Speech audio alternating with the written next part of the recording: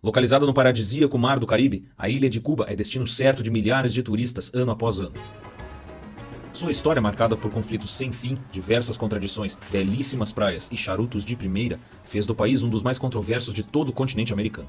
Símbolo de sucesso para uns e de fracasso para outros, Cuba é um grande paradoxo. Com uma taxa de alfabetização de quase 100%, uma das maiores do mundo, é o único país onde taxistas ganham mais do que médicos. É também um lugar onde a internet ainda é novidade. Boa parte dos carros são verdadeiras peças de museus, 2 moedas oficiais estão em circulação e, talvez o mais impressionante, um dos 2 únicos países do mundo onde não se vende Coca-Cola.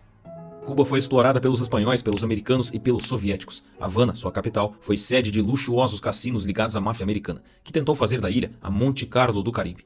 Palco dos inflamados e infinitos discursos socialistas do notório Fidel Castro, Cuba é um exemplo real do que pode acontecer se um país se agarrar a uma ideologia e se recusar a aceitar os fatos. O país voltou a estampar os noticiários internacionais em julho de 2021, depois que manifestantes saíram às ruas numa rara demonstração de oposição ao regime comunista cubano, pedindo mais liberdade e menos repressão, além de reformas políticas. Os protestos em 2021, por parte da população em relação ao regime ditatorial dos irmãos Castro, parecem dar início ao fim do fantasma de Fidel, um homem inteligente e talvez bem intencionado, que se tornou um tirano e governou tão somente através de uma ideologia, ao invés de se ater aos fatos. Situada a apenas 145 quilômetros dos Estados Unidos, a ilha de Cuba é uma nação cuja história recente, embora indiscutivelmente breve, está cercada de nomes históricos, como os de Fidel Castro e Ernesto Che Guevara. E o fato de estar geograficamente tão próxima dos Estados Unidos é um dos fatores-chave que explica o porquê de Cuba, e não de outros países, ter um passado tão peculiar. Mas por que, dentre tantos outros países com características semelhantes, Cuba foi o único a protagonizar situações inéditas, como um severo embargo comercial por parte dos Estados Unidos, que existe há quase 70 anos?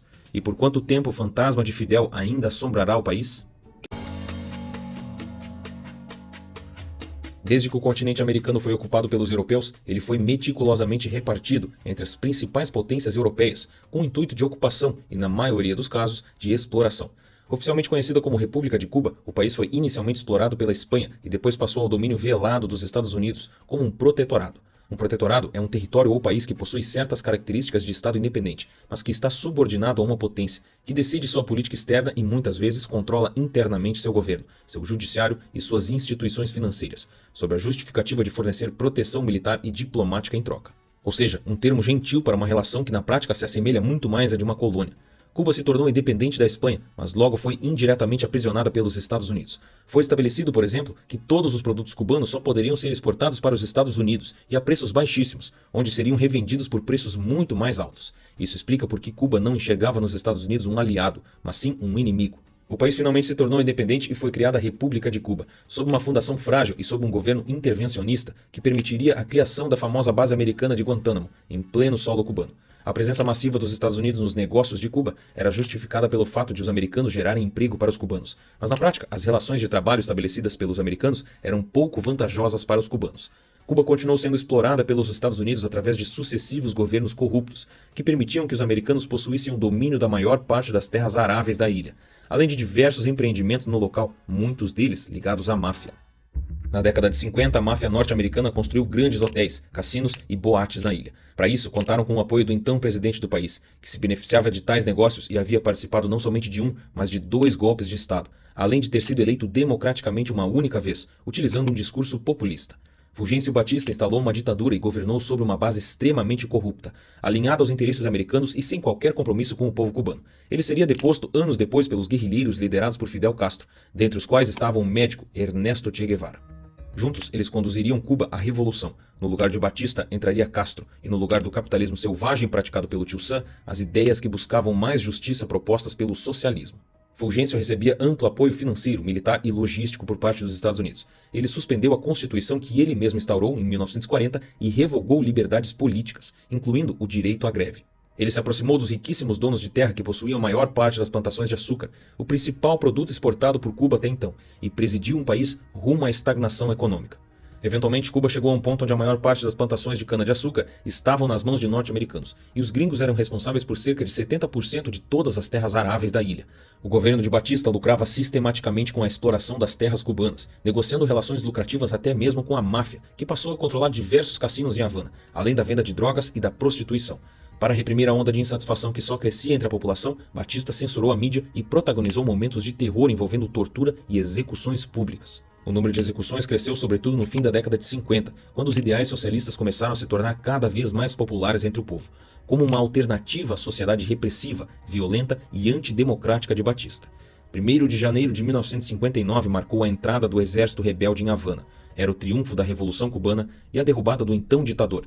Cuba estava, enfim, livre, mas não por muito tempo.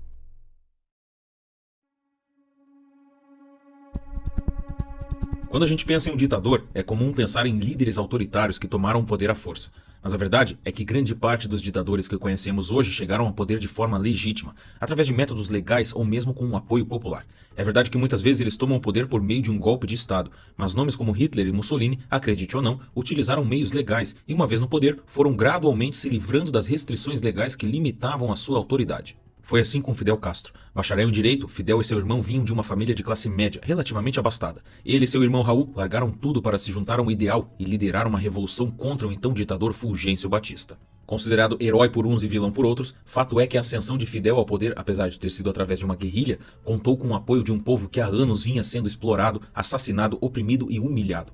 Esses sentimentos fizeram o povo cubano abraçar a revolução e o regime Castro quando ele se proclamou primeiro-ministro em 1959.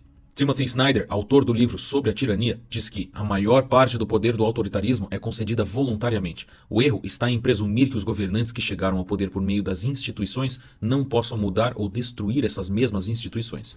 Menos de um ano foi necessário para que a nova ordem nazista se consolidasse. Em 1933, a Alemanha tinha se tornado um estado de partido único, no qual todas as principais instituições estavam subjugadas. Em novembro daquele ano, as autoridades alemãs realizaram eleições parlamentares sem oposição e um referendo sobre a questão para a qual todos sabiam qual era a resposta correta, para confirmar a nova ordem alemã. Alguns judeus alemães votaram como os líderes nazistas desejavam que eles votassem, na esperança de que esse gesto de lealdade os aproximasse do novo governo. Não é preciso dizer qual foi o desfecho dessa história. Sob o regime de Castro, que começou como uma revolta popular, as eleições livres e democráticas logo foram suspensas e a oposição silenciada. Durante uma entrevista exclusiva concedida à ABC nos anos 70, quando questionado sobre por que não permitia eleições livres em Cuba, Castro afirmou que minha ideia de democracia não é a mesma de vocês. E certamente não era a mesma do povo cubano. O governo de Castro também limitou as posses de terras, aboliu negócios privados e aqueles que desejassem deixar a ilha em busca de uma vida melhor no exterior só podiam levar uma mala e alguns pertences. Na antiguidade, ditador era aquele a quem era concedido temporariamente um significativo poder sobre o Estado em tempos de guerra. Seu mandato durava 6 meses. Hoje o termo é normalmente usado para descrever líderes que possuem muito mais poder do que deveriam e que normalmente governam de modo a satisfazer suas próprias ambições, sejam elas quais forem, e não as do povo. Enquanto isso, as relações entre os Estados Unidos e a Cuba revolucionária começavam com o pé esquerdo, e quando os Estados Unidos não apoiaram o novo regime, o governo cubano tomou todos os negócios americanos que haviam na ilha, incluindo terras, fábricas, refinarias de petróleo e até mesmo os cassinos ligados à máfia. Evidentemente, isso enfureceu os americanos, que não foram indenizados e que lucravam absurdos com a exploração da ilha. Foi quando o governo americano rompeu relações diplomáticas com Cuba, e em 1962, o então presidente Kennedy deu início ao famoso embargo econômico que dura até hoje. O embargo inicialmente imposto por Kennedy não envolvia remédios e alimentos. A justificativa do embargo foi a Lei de Assistência Externa aprovada 1 ano antes, em 1961, e que permitia ao presidente impor medidas desse tipo até que o governo cubano finalmente indenizasse os cidadãos norte-americanos pelas perdas relacionadas às estatizações. Um embargo é um bloqueio econômico que acontece basicamente quando o governo proíbe seu país de importar, exportar ou praticar determinadas atividades econômicas com um país específico. Geralmente isso é feito para pressionar a economia do país embargado e fazer ele ceder a certos interesses, ou como forma de retaliação, ou ainda os dois, como foi o caso de Cuba. O bloqueio comercial imposto pelos Estados Unidos envolvia a proibição de exportação de quase todos os tipos de mercadoria a Cuba e fez a economia do país definhar, se tornando cada vez mais frágil. Para você ter uma ideia, os irmãos Castro estiveram no poder por 6 décadas. Nesse meio tempo lidaram com 11 presidentes norte-americanos, democraticamente eleitos. Todos eles, cada um à sua maneira, manteve o embargo inicialmente imposto por Kennedy. Em 92, o embargo vira lei e em 96, o Congresso dos Estados Unidos aprova a Lei Helms-Burton. O principal objetivo era limitar as operações comerciais de outros países com Cuba, o que levou o bloqueio econômico a novos níveis. A lei proibiu os cidadãos norte-americanos de realizar negócios dentro de Cuba ou com o governo cubano. A justificativa foi a falta de liberdade política e econômica, além de violações aos direitos humanos praticados pelo regime de Castro. Em 1999, o presidente Bill Clinton expandiu o embargo comercial, proibindo também que subsidiárias estrangeiras de empresas norte-americanas negociassem com Cuba. No ano seguinte, a promulgação de uma nova lei fez os Estados Unidos afrouxarem um pouco o embargo e autorizarem novamente a venda de certos alimentos, medicamentos e equipamentos médicos. Os exportadores agrícolas dos Estados Unidos rapidamente estabeleceram uma posição na ilha, com a exportação atingindo um pico de 684 milhões de dólares em 2008. Em 2016, durante o segundo mandato do presidente Barack Obama, ele reduziu as restrições ao comércio com Cuba. Mas os americanos não ficaram só no espectro econômico da rivalidade quando Castro chegou ao poder. O conflito de interesses entre os dois países levou a um dos episódios mais marcantes da história recente, a invasão da Baía dos Porcos. Os Estados Unidos não sujaram as mãos diretamente nesse evento, mas a CIA treinou e financiou um grupo paramilitar de 1.400 cubanos exilados que tentariam invadir Cuba através da Baía dos Porcos e depor o governo de Fidel Castro ainda em 1961. O plano falhou e quase todos os invasores foram presos ou mortos. Depois disso, foram mais de 600 tentativas por parte da CIA de assassinar Fidel Castro. Fidel se viu isolado no mundo e sabia que precisava de uma alternativa para driblar o embargo imposto pelos americanos. E para a sorte dele, nessa época, o mundo vivia em plena Guerra Fria e os Estados Unidos, seus maiores inimigos, agora também eram o maior inimigo de uma outra superpotência.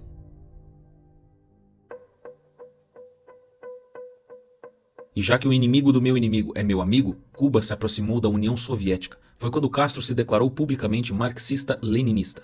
Agora Cuba contava com um fortíssimo parceiro comercial, além de ter uma grande potência militar ao seu lado. A União Soviética passou a abastecer Cuba e a comprar subsídios da ilha, fortalecendo sua economia. Todo mundo saía ganhando com essa nova parceria, menos os Estados Unidos, é claro, especialmente quando os soviéticos instalaram nada menos que lançadores de mísseis nucleares na ilha de Castro. Quando os vizinhos do norte descobriram isso em outubro de 1962, a situação toda virou uma bomba relógio nuclear prestes a explodir. A importância de Cuba para a União Soviética era meramente estratégica. O país ficava a poucos quilômetros do seu principal inimigo, e ter um aliado tão perto assim era uma excelente forma de pressionar o governo norte-americano. Esse episódio ficou conhecido como a crise dos mísseis de Cuba, e foi com certeza um dos momentos mais tensos da história da humanidade. Durante 13 dias, o mundo assistiu em pânico ao possível início de uma guerra nuclear entre Estados Unidos e União Soviética. Uma única bomba, um único botão e o mundo destruído. Segundo Adlai Stevenson, embaixador dos Estados Unidos nas Nações Unidas, as esperanças da humanidade estão concentradas nesta sala. As ações que tomarmos podem determinar o futuro da civilização. A guerra nunca aconteceu, já que estamos todos aqui, mas aqui vai uma descrição hipotética do historiador americano Martin Sharin, caso os botões tivessem sido apertados. A Guerra dos Mísseis de Cuba foi a guerra mais devastadora da história mundial. O número estimado de mortes norte-americanas foi mais de 200 milhões. O dobro, talvez até o quádruplo disso, foi o número de cidadãos soviéticos, europeus, orientais e chineses mortos. E ninguém tem dados confiáveis sobre quantos europeus ocidentais, africanos, asiáticos, australianos e outros foram mortos pela radiação que envolveu o globo. Cuba imediatamente virou um deserto e pouca coisa sobrou em Moscou e em Washington. Todo esse cenário foi evitado quando, ainda em 1962, o presidente norte-americano John F. Kennedy e o líder soviético Nikita Khrushchev firmaram um acordo onde os mísseis de Cuba seriam retirados pelos soviéticos e, em troca disso, os americanos tirariam seus mísseis da Turquia, além de garantir que não invadiriam Cuba novamente, como fizeram no episódio da Baía dos Porcos. Nas 3 décadas seguintes, Castro deu seguimento ao seu governo controverso, financiando e enviando combatentes em apoio a movimentos de esquerda na África e América Latina, criando uma milícia civil responsável por denunciar e combater atos contra-revolucionários e multiplicando o tamanho do exército cubano. Mas já no final da década de 80, Castro estava prestes a passar por um dos piores e mais inesperados eventos do século, o fim da União Soviética. Com o mundo comunista desmoronando em 1991 devido à dissolução do bloco soviético, o regime de Fidel Castro sofreu um imenso golpe. Tinha acabado de perder não só o seu maior parceiro comercial, mas aquele que até então sustentava suas políticas de governo. Castro chegou a afirmar que falar do colapso da União Soviética é como falar do sol parando de brilhar. Tamanha era a importância da União Soviética para Cuba. Sem uma superpotência do seu lado e sem o apoio dos programas de assistência econômica dos soviéticos, tudo indicava que o governo cubano, o único representante do socialismo no Ocidente, também acabaria sucumbindo. Apesar de tudo e por incrível que pareça, Cuba através de Fidel se manteve firme e não abandonou sua ideologia. Mas isso não quer dizer que o país, e especialmente o povo, não tenham sofrido as consequências disso. Com o colapso da União Soviética, Cuba entrou em uma severa crise econômica, uma época que o governo apelidou de período especial em tempos de paz. Nessa época, o país deixou de receber mais de 6 bilhões de dólares anuais em assistência dos soviéticos e perdeu mais de 80% de suas importações e exportações. As indústrias cubanas foram paralisadas com falta de combustíveis antes fornecidos pelos soviéticos, causando uma queda de 90% na capacidade de produção do país. O embargo imposto à ilha pelos americanos agora tinha consequências muito mais graves. Esse foi um período sombrio para os cubanos, marcado por fome, pobreza, escassez de produtos e blackouts constantes, semelhante à atual crise econômica na Venezuela de Nicolás Maduro. Segundo Robert McNamara, secretário de Defesa dos Estados Unidos durante os críticos anos de 1961 a 1968, Fidel não recebeu o devido reconhecimento. Ele era um homem muito inteligente, extremamente letrado. Ele fez muito por Cuba. Ele reduziu as taxas de analfabetismo e melhorou a educação. E concluiu, mas ele é um ideólogo que tomou péssimas decisões em relação à economia. Ele falhou em gerir a economia cubana, especialmente ao se recusar a usar certos princípios de mercado, apesar das sanções impostas pelos Estados Unidos. Ele cometeu um grande erro em relação a isso.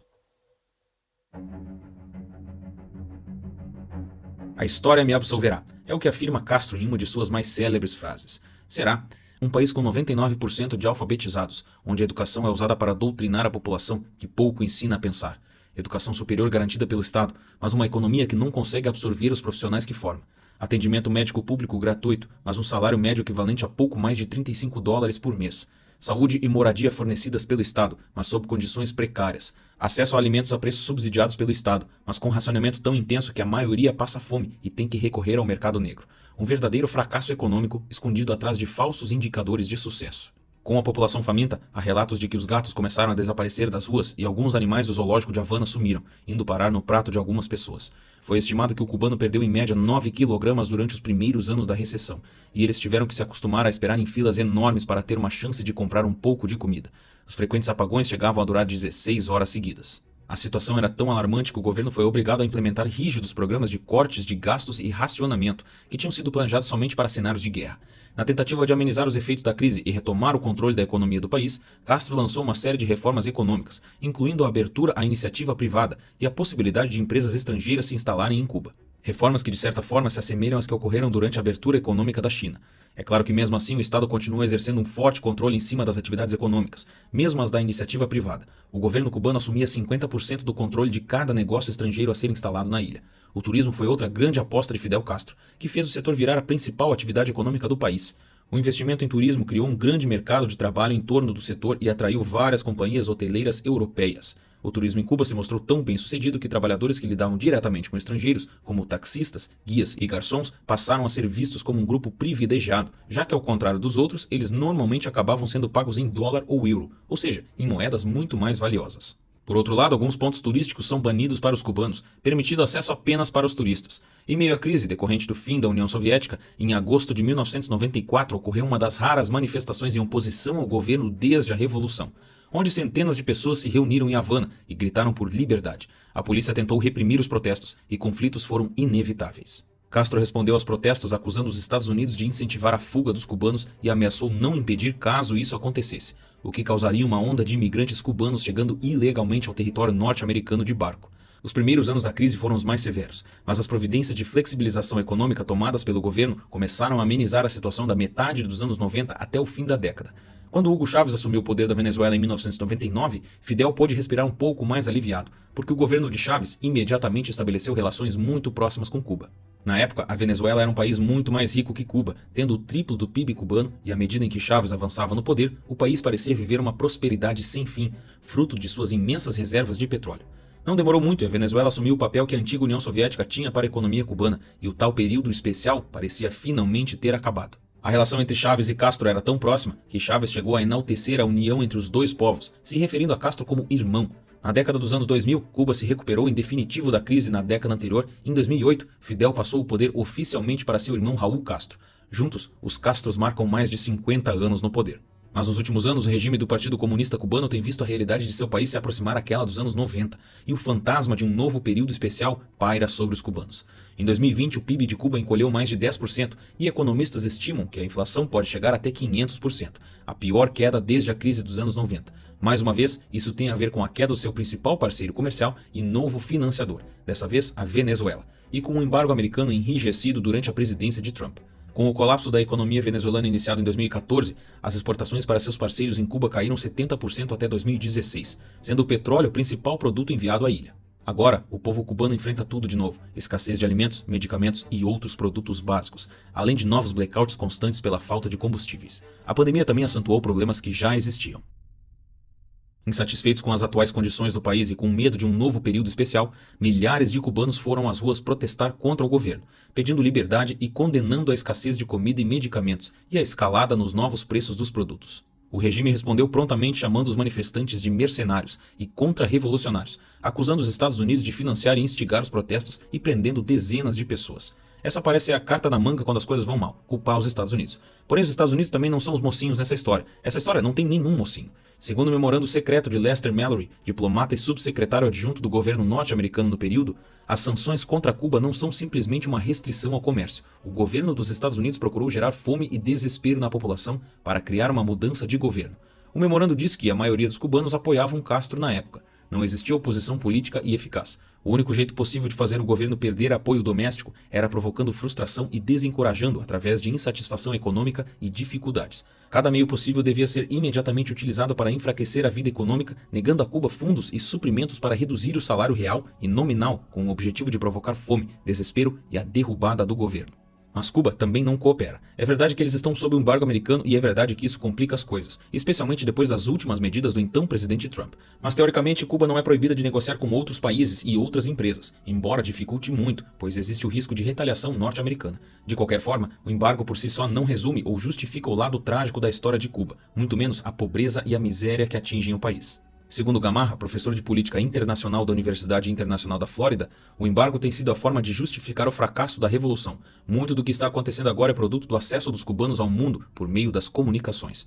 Diogo Costa, mestre em ciência política, afirma que antes de 1959 o problema de Cuba era a presença de relações econômicas com os Estados Unidos. Depois, o problema se tornou a ausência de relações econômicas com os Estados Unidos. Por anos ou até décadas, Cuba estava alinhada economicamente com a União Soviética e isso lhe colocou numa situação econômica favorável. Em seguida, estabeleceu uma relação com a Venezuela, que da mesma forma possibilitou uma atividade econômica positiva. Mas após o início da crise na Venezuela, Cuba não teve a quem recorrer. Mas Cuba pode negociar com outros países e faz isso com muitos deles. Embora empresas americanas e suas subsidiárias ao redor do mundo não possam negociar com Cuba, outras empresas podem. Claro que muitas empresas evitam negociar com os Estados Unidos e por ter medo de alguma retaliação, mas o problema de Cuba vai muito além das sanções.